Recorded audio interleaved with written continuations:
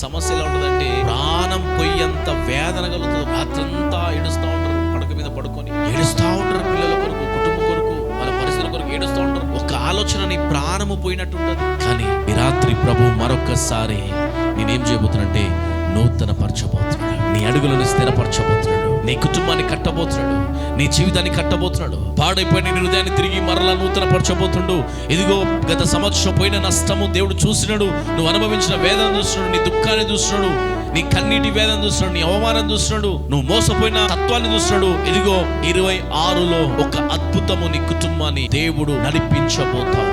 హల్లెలూయా, హల్లెలూయా. దావీదు దేవుని ఆవరణలోకి వచ్చి కడుగు నన్ను హిమము కంటే తెల్లగా మార్చే.